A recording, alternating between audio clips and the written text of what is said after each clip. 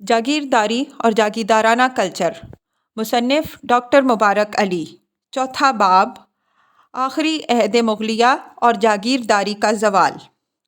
मुग़ल जागीरदारी निज़ाम में उस वक्त ज़वाल आना शुरू हुआ जब सल्तनत बहुत ज़्यादा फैल गई और मनसबदार जागीरदारों की तादाद बढ़ गई।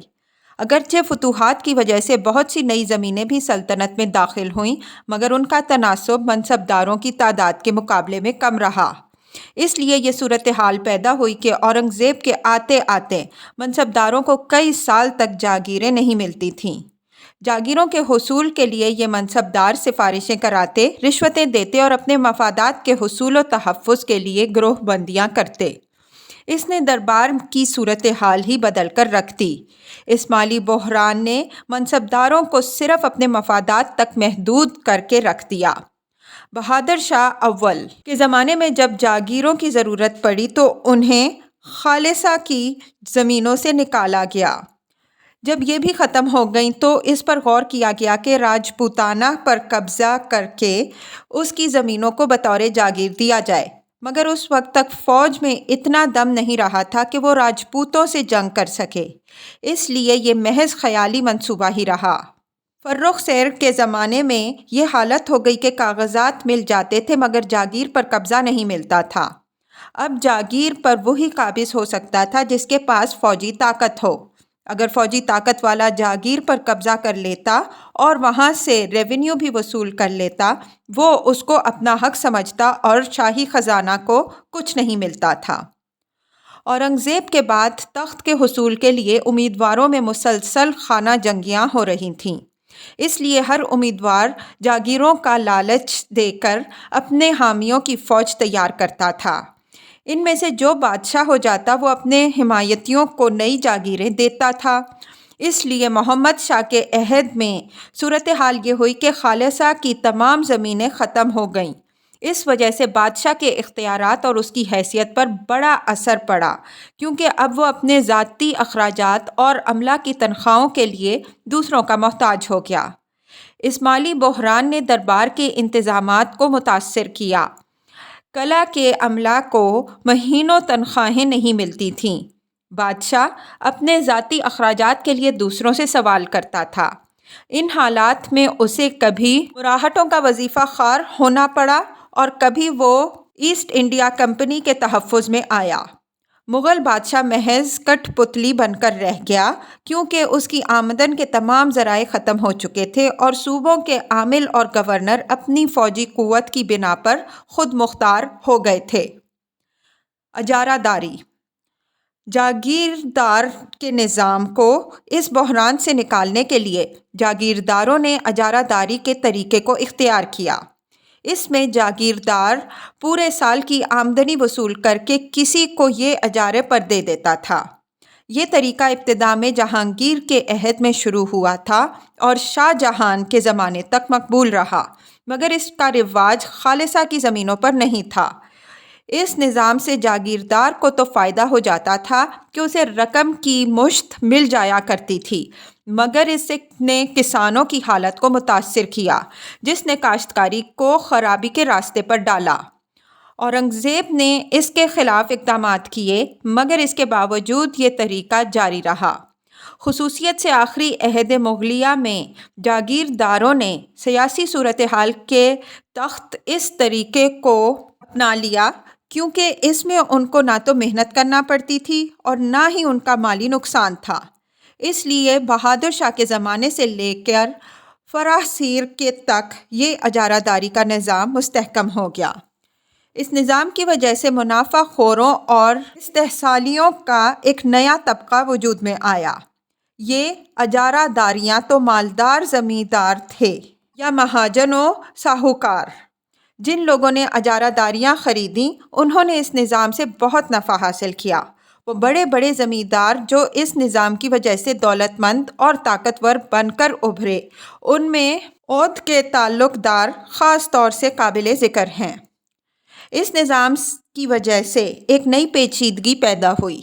वो ये कि अगर अजारादार साहूकार या महाजन है तो इस सूरत में वो ज़मींदारों से ये मुतालबा करता था कि वो उसे ज़्यादा से ज़्यादा रेवेन्यू वसूल करके दें। اس کی وجہ سے ان دونوں میں کشمکش اور تصادم پیدا ہو گیا۔ نعمان صدیقی سے 18ویں صدی میں اس صورتحال کے بارے میں یہ لکھا ہے۔ اس سے بلا استثناء زمیندار، کاشتکار اور زمین سب ہی کی تباہی ہو رہی تھی۔ زمیندار کو مسلسل اجارہ دار کے خطرے کا مقابلہ تھا، جو ایک طرف تو مالگزاری کی وصولیابی پر حق جما رہا تھا، دوسری طرف اس یک موجودگی سے زمیندار کو مجبوراً اور کراہتاً اضافہ شدہ مال گزاری کے لیے آمادہ ہونا پڑتا تھا، جس کا نتیجہ مواضعات کی تباہی کی صورت میں سامنے نظر آتا ہے۔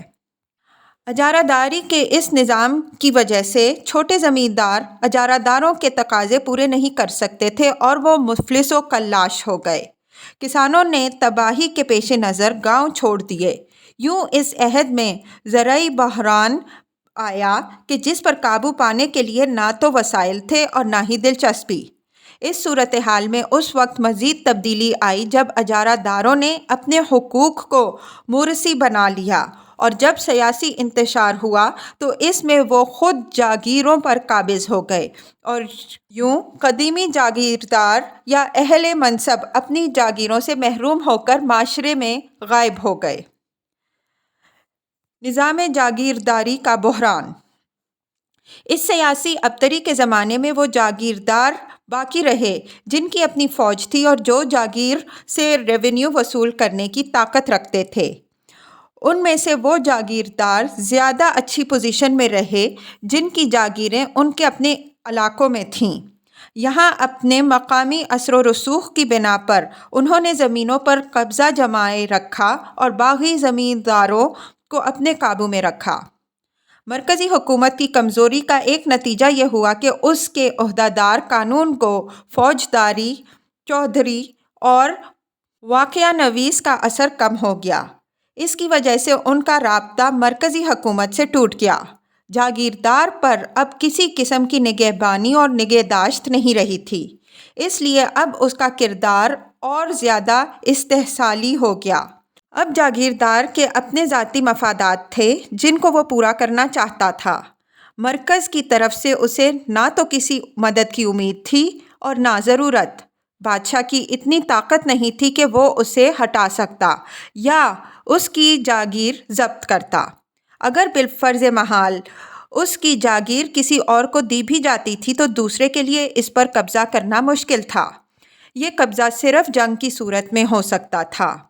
اس لیے جب جاگیردار کی بقا کا انحصار اس کی طاقت پر ہو گیا تو اس نے جاگیر کو موروثی بنا لیا۔ اس صورتحال سے مدد معاش جاگیرداروں نے بھی فائدہ اٹھایا۔ اول تو انہوں نے زمینداری کے حقوق لیے، پھر اجارہ داری شروع کر دی اور یوں کئی زمینوں کو اپنی جاگیر میں شامل کیا۔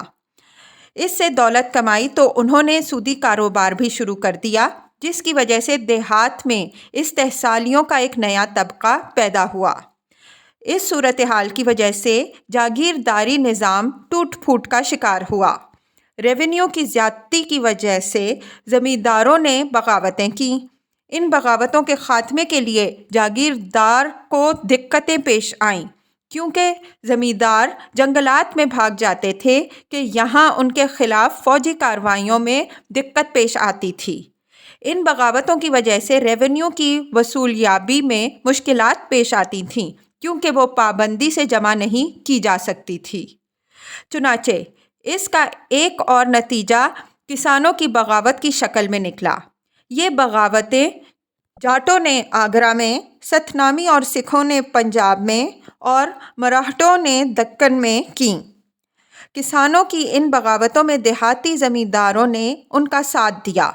اگرچہ یہ بغاوتیں بغیر کسی مقصد کو حاصل کیے ختم ہو گئیں، مگر انہوں نے جاگیرداری کے نظام پر کاری ضربیں لگائیں۔